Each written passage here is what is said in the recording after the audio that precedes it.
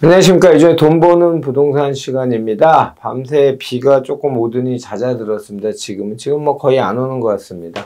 자, 오늘 주제는 매매와 전세의 상관관계라는 주제를 가지고 이야기 나눠볼 건데요. 뭐 다주택자 규제나 임대차 3법이라든지 뭐 예견되었던 또는 인사이트를 발휘하는 전문가들이 보기에 또는 돌아가는 패턴으로 봐서 일반인들이 보기에도 충분히 예견할 수 있는 매매와 전세의 상관관계 답이 나올 것 같습니다. 어쨌든 오늘도 매매와 전세의 상관관계라는 주제를 가지고 제가 아주 좋아하는 분이죠. 부동산의 저희 멘토입니다. 도시건강 곽창석 대표님과 인사 나눠보도록 하겠습니다. 안녕하십니까? 예, 안녕하세요. 네. 네. 이렇게 공개적으로 막 멘토하고 그러면 부담스럽지 않으세요? 부담스럽죠. 하지 마세요. 실수입니다. 저는 계속 할 겁니다. 매매와 전세의 상관관계 제가 오프닝에 말씀을 드렸는데 뭐 공급 부족, 그 다음에 다주택자 규제, 그 다음에 더더군다나 뭐 임대차 3법, 뭐 이런 모든 것들을 봤을 때 전세 가격이 많이 오를 폭등이란 말씀도 안 되니까 많이 오를 수 있는 근거가 충분히 돼 있고 우리는 충분히 예견할 수 있었던 일들 아니겠습니까? 예, 이제 6.17 대책이 나온 지도 이제 10여 일 정도 지났는데, 과거 대책들은 보통 그래도 몇 달, 뭐 6개월 이렇게 효과가 가는데, 이번 대책은 나오고 뭐 한 일주일도 안 됐는데 벌써 뭐 주변 집값 오른다는 소리도 나오고요. 전세도 뛴다고 하고, 벌써 뭐 추가 대책 나온다는 찌라시가 돌 정도로 크게 효과를 못 내고 있는 것 같습니다. 거기다가 이제 과거하고는 달리 또 이제 이사철이 다가오고 있으면서 특히 이제 서울, 강남권 이런 데들은 전세가 굉장히 부족하다. 또 가을에 전세 대란이 일어나는 거 아니냐 뭐 이런 얘기들이 들리는데요. 사실 그 6.17 대책의 뭐 내용은 여러 가지가 있지만 뭐 대출 규제라든가 조정지역 확대라든가 또는 뭐 법인 그 투자에 대한 규제, 종부세 확대 이런 것들이 있는데 한마디로 요약하자면은 집을 사지 말라 뭐 이 얘기거든요. 그렇죠. 그 투자하지 말라는 얘기인데 이제 이렇게 계속 그 반복되는 규제들이 시장의 어떤 자율적인 조정 기능, 자정 기능을 해치고 있는 것 같아요. 그렇게 되면서 오히려 그 집을 매매하지 못하도록 하는 일련의 대책들이 전세가를 거꾸로 올리는 이런 작용을 하고 있는데요.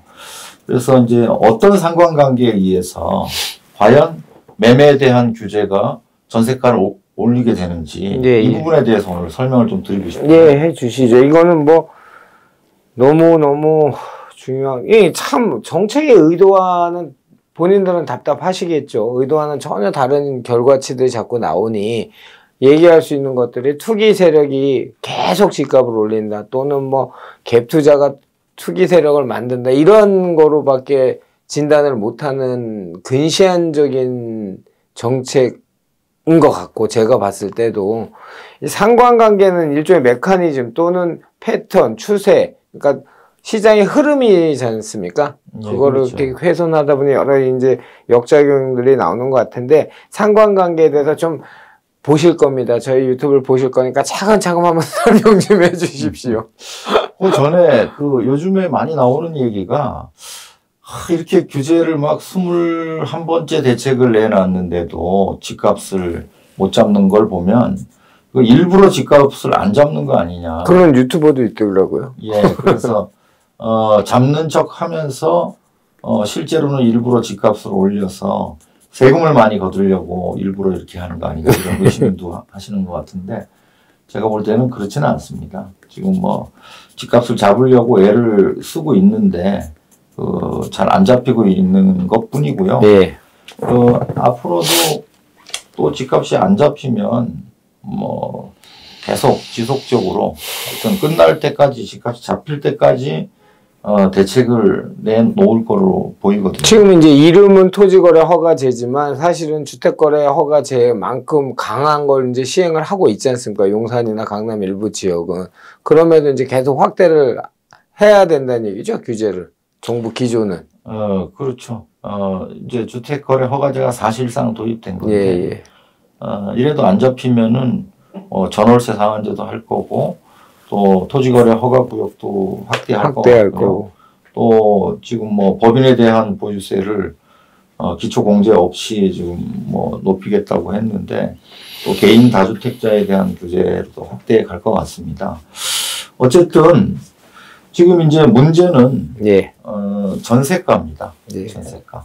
우리가 통상 매매가와 전세가 중에서 예.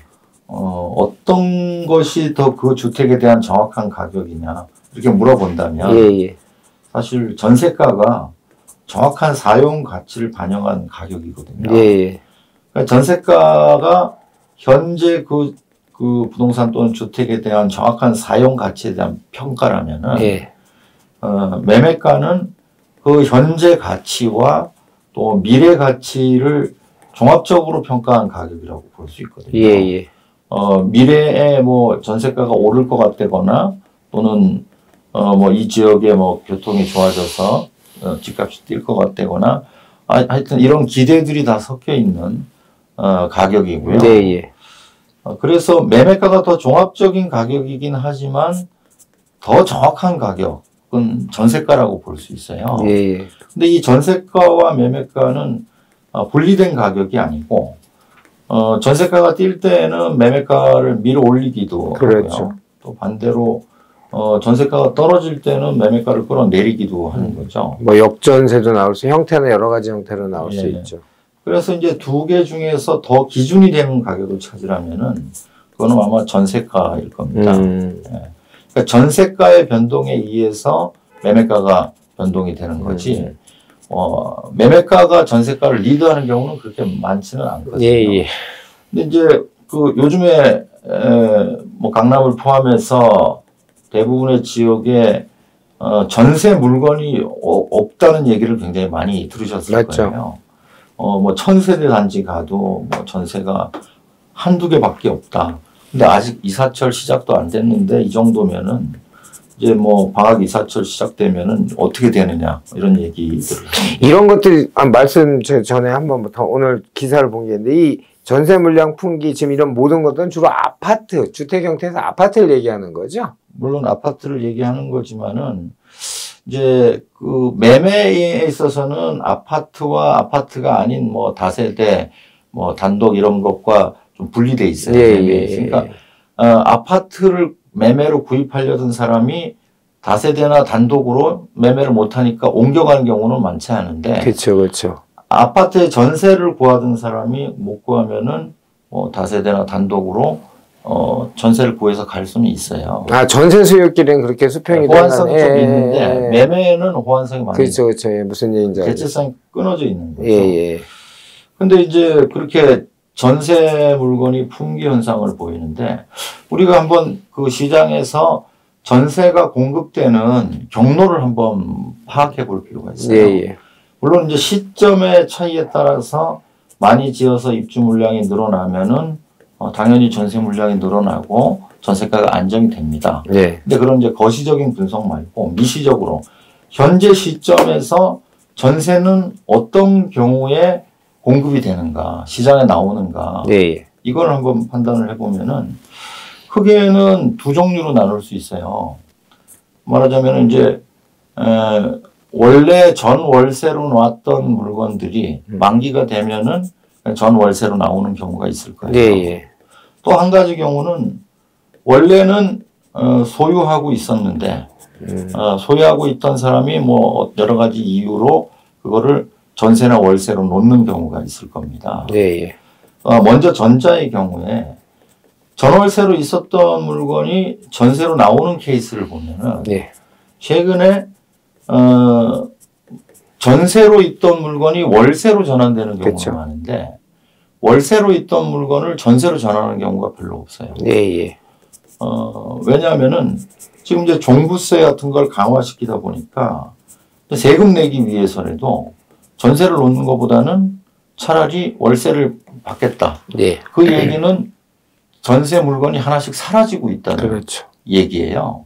반대로 몇 년 전만 하더라도 이제 월세로 놨던 물건을 전세로 돌리면서 투자금을 확보해서 투자를 하려고 했는데 지금 이제 올해부터 뭐 작년도 마찬가지지만 계속 규제를 하다 보니까 전세 보증금에 대한 과세가 올해부터 진행이 되거든요.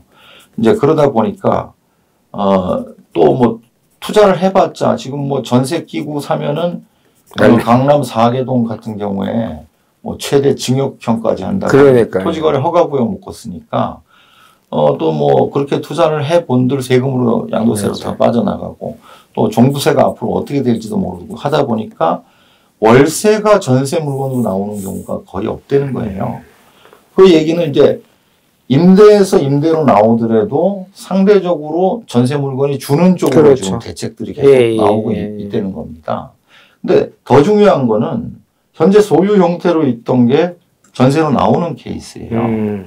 그러면 이제 본인이 소유하던 물건을 팔지 않고 전세를 놓는 경우 이런 경우는 대부분이 어떤 경우냐면은 뭐 1세대 1주택자가 이제 팔지 않고 다른 집을 사면서 전세로 잠깐 놨다가 일시적 2주택을 해서 그렇게 이제 비과세를 받으려는 케이스가 많았는데 이제 일시적 2주택에 대한 규정이 시간이 지나면서 계속 바뀌어 왔거든요. 이제 거의 다 틀어막았잖아요. 예, 그러니까 이제 일시적 2주택의 중복 보유 기간이 3년이었다가 9.13 대책에서 2년으로 줄었다가 작년 12, 16 대책에서는 1년으로 줄었어요. 근데 이제 1년이라는 단위가 이게 쉽지가 않은 거예요. 내 집을 전세를 주고 이제 다른 집에 이제 이사를 가는데 그 집을 1년 이내에 팔아야 되잖아요. 그렇죠.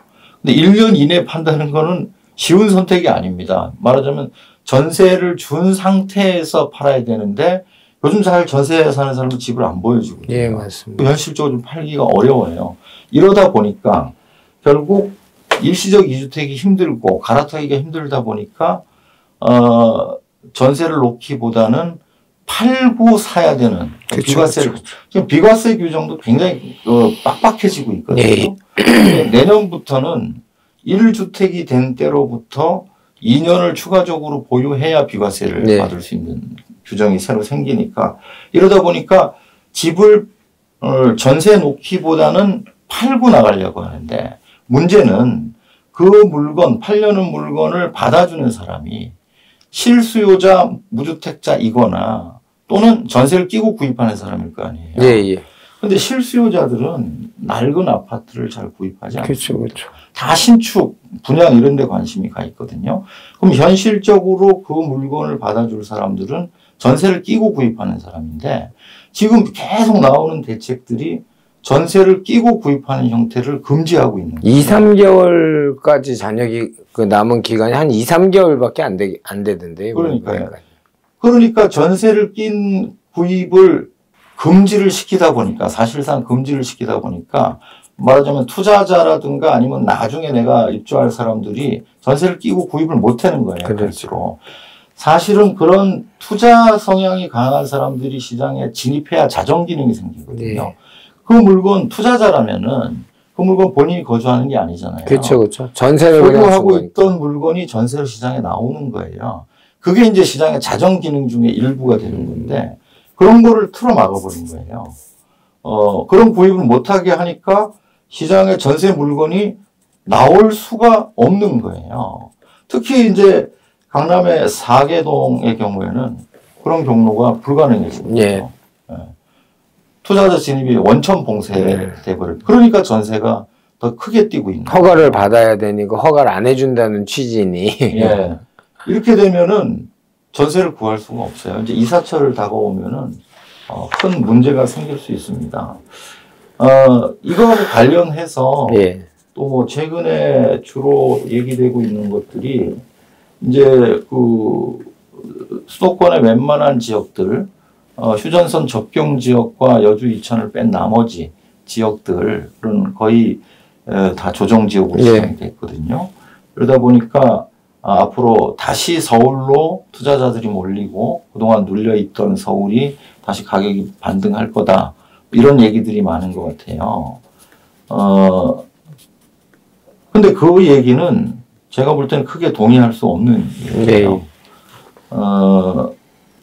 이렇게 조정 지역이 되거나 투기과열 지구가 되거나 또 어쨌든 규제 지역이 됐을 때 그 규제의 강도가 예. 서울은 이미 규제 지역이었고 경기도는 규제 지역이 아닌 곳이 규제 지역이 됐으니까 상대적으로 서울이 규제의 강도가 약해졌으니까 서울로 투자자가 몰린다거나 아니면 서울 집값이 뛸 수 있다. 이런 논리인데요. 그건 사실 반대로 봐야 돼요.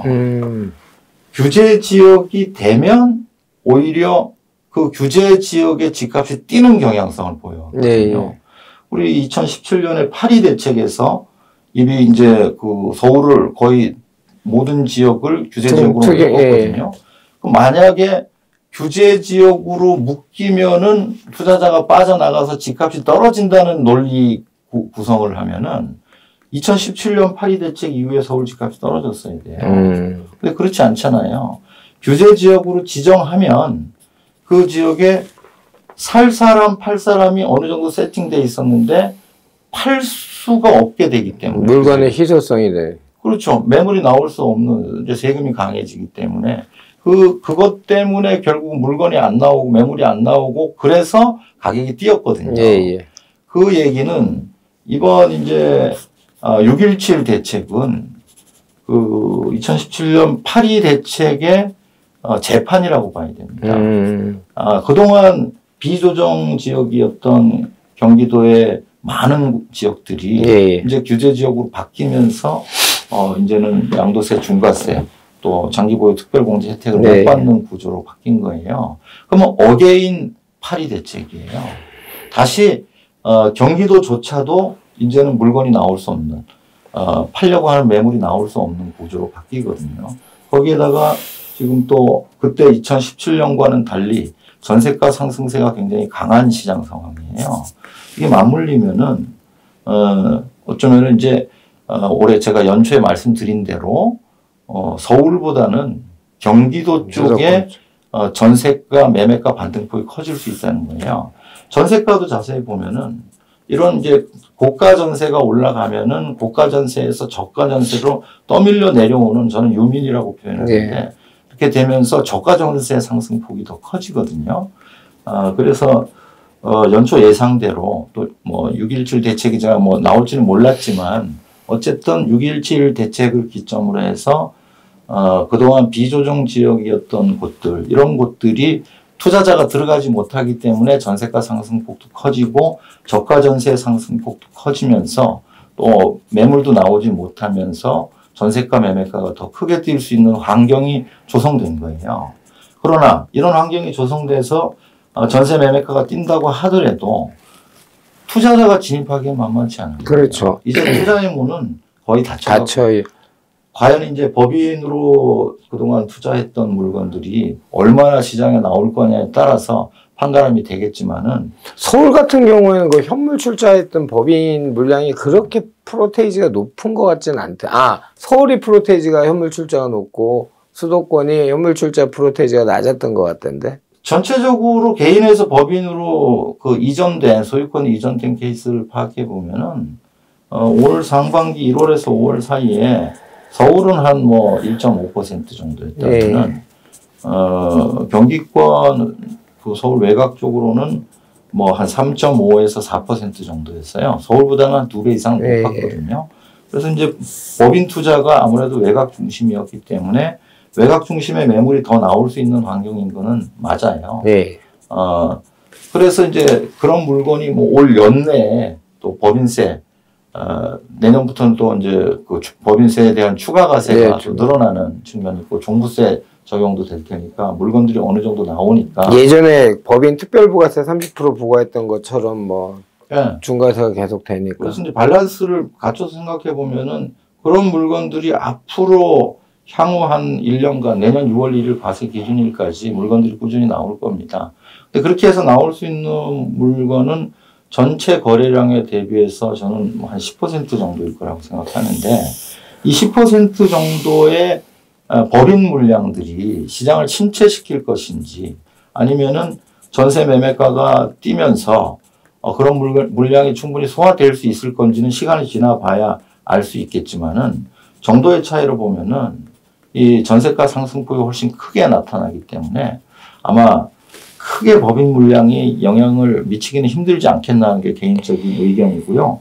그 부분에 대해서는 나중에 한번 자세히 곽 말씀드릴게요.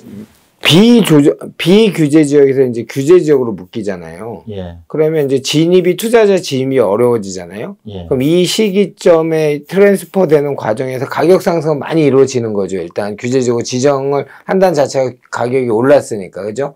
예. 근데 이제 진입문을 막았어요.